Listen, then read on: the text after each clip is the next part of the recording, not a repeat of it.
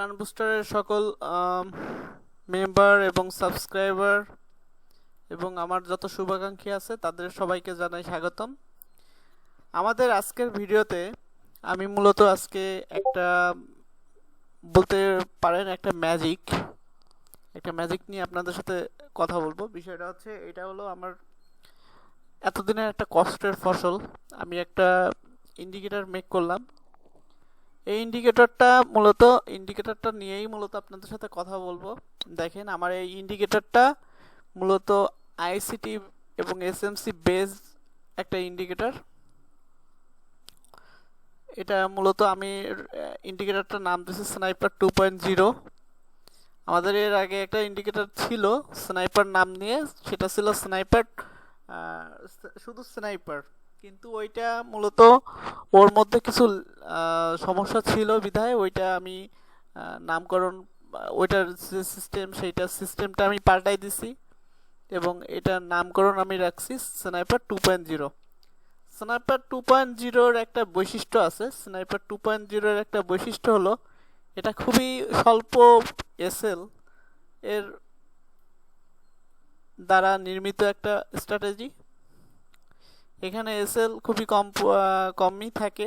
এখন বলতে গেলে যদি আপনি গোল্ড মার্কেটে যান, যদি আপনি মনে করেন H4 H1-এ যদি আপনি যান, সেক্ষেত্রে দেখা যায় আমরা জানি সাপোর্ট রেজিস্ট্যান্স, সাপ্লাই ডিমান্ড বা কোনো একটা চার্ট প্যাটার্ন, হ্যাঁ, আমরা লিকুইডিটি প্রযুক্ত এসএল দিতে থাকি এবং মনে করেন আমরা বিভিন্ন সিস্টেম ওয়াইজ যখন আমরা এসএলটা দিই, হ্যাঁ, আমাদের এসএলটা কিন্তু আমাদের কাছে খুবই গুরুত্বপূর্ণ।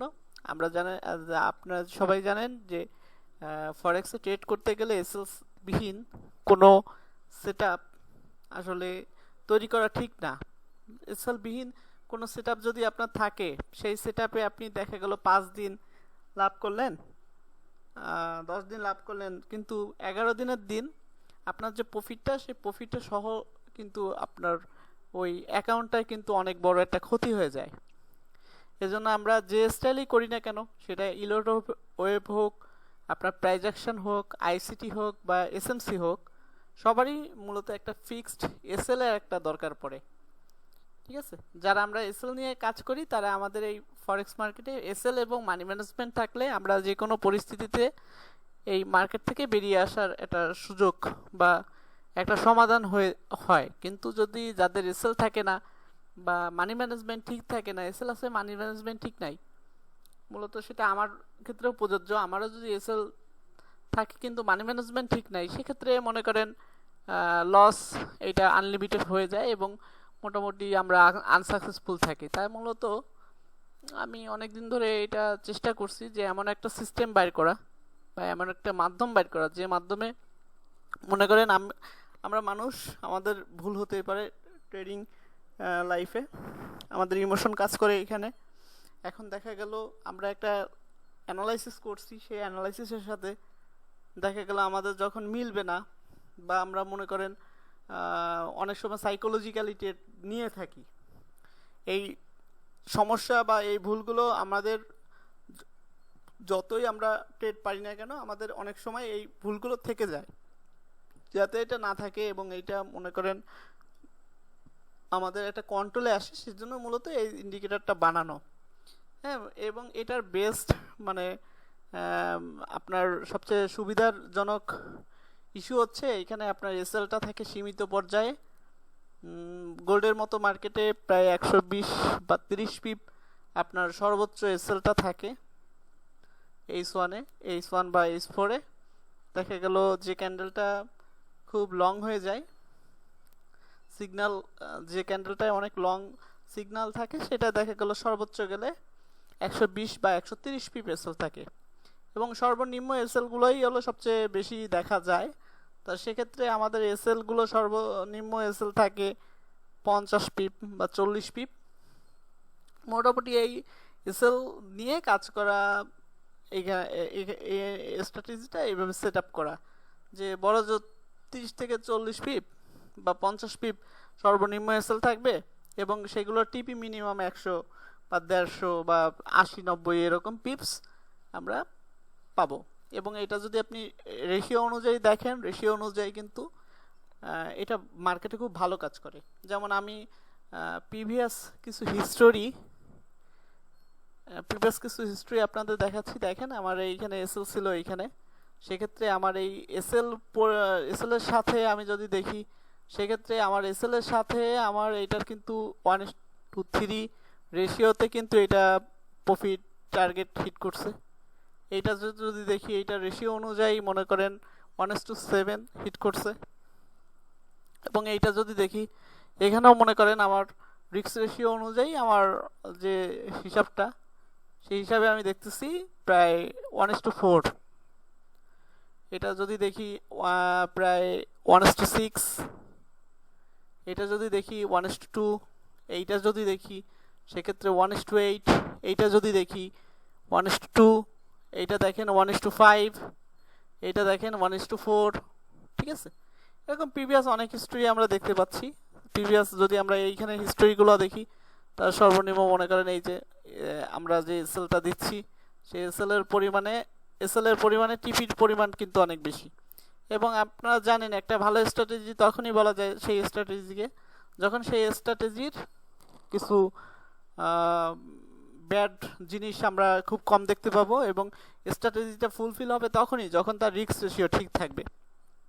ঠিক আছে, এবং আমাদের এখানে কিন্তু আহামরি কিন্তু এসএল এই স্ট্র্যাটেজিতে আহামরি মার্কেটে কিন্তু লিমিটেড এসএল এইভাবে আসলে এত সূক্ষ্ম এসএল 10 পিপ 30 পিপের যে এসএলগুলা, ওইটা যদি আমরা খুবই ছোট টাইম ফ্রেমে দেখি, সেক্ষেত্রে 10 পিপ 20 পিপের এসএল আমরা পাবো। কিন্তু আমরা যদি একটা বড় টাইম ফ্রেম দেখি, হ্যাঁ, বড় টাইম ফ্রেমে কিন্তু এই এরকম যে এসএলগুলা, এইগুলো কিন্তু খুবই শর্ট এসএল।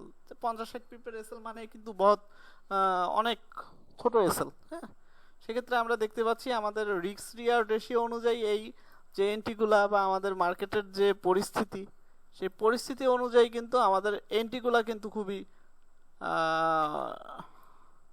সুন্দর এবং চমৎকার এন্ট্রি। হ্যাঁ, সেক্ষেত্রে আমাদের রিস্ক রিওয়ার্ড রেশিওটাও খুব সুন্দর এবং আমাদের এসএলটাও কিন্তু খুব ছোট। ঠিক আছে, এখন দেখা যায় আপনারা যদি দেখেন তাহলে দেখতে পাবেন এর পুরো প্রিভিয়াস যত ধরনের হিস্ট্রি আছে, সব হিস্ট্রির মধ্যে আপনি এটা দেখতে পাবেন সেম কাজ করছে।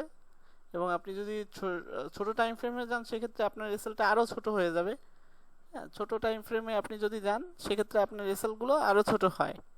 যেমন আপনি যদি 5 মিনিটে যান, সেক্ষেত্রে দেখা যায় যে আপনার এন্ট্রিগুলো যেখান থেকে পড়ে বা যেখান থেকে আসে, হ্যাঁ, সেখান থেকে দেখা গেল আপনার এন্ট্রি পয়েন্ট এইখান থেকে দেখেন বাই আসছে।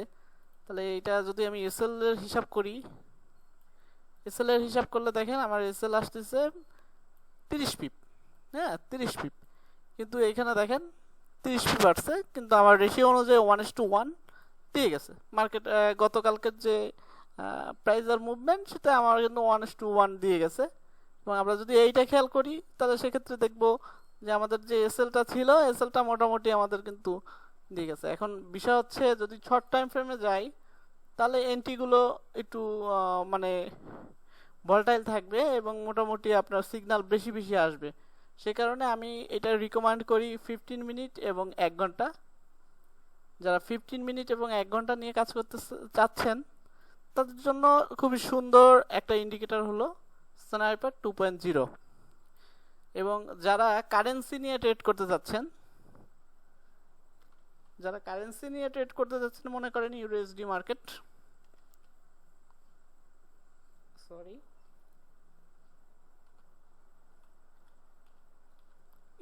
মার্কেট, দেখেন ইউএসডি মার্কেটেও আপনার যদি এই সেম ইন্ডিকেটর দেখেন, সেক্ষেত্রে এইখানে কিন্তু আপনার শর্ট এসএল পাবেন। আপনি 4 ঘন্টা যদি দেখেন, হ্যাঁ, 4 ঘন্টার যে এন্ট্রিগুলো আছে দেখেন, আপনি এইখানে যদি আপনি একটা এন্ট্রি নেন, এখান থেকে যে এন্ট্রিটা রানিং হয়েছে সেটা যদি নেন, তাহলে দেখেন এইখানে রেশিও অনুযায়ী কিন্তু এটা আহামরি কিন্তু আপনাকে এসএল দিবে না।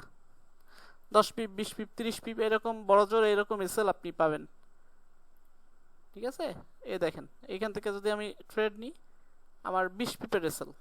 হ্যাঁ, গোল্ডের ক্ষেত্রে এইখানে কথা ভিন্ন হয়।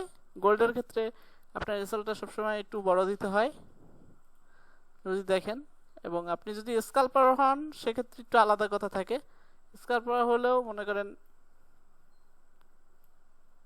স্কাল্পার হলে আপনার দেখা গেল সেক্ষেত্রে আপনার আহ, আহ, ছোট ছোট এসএল ছোট ছোট টিপি এরকম নিতে হয় মতন নেয়, ঠিক আছে।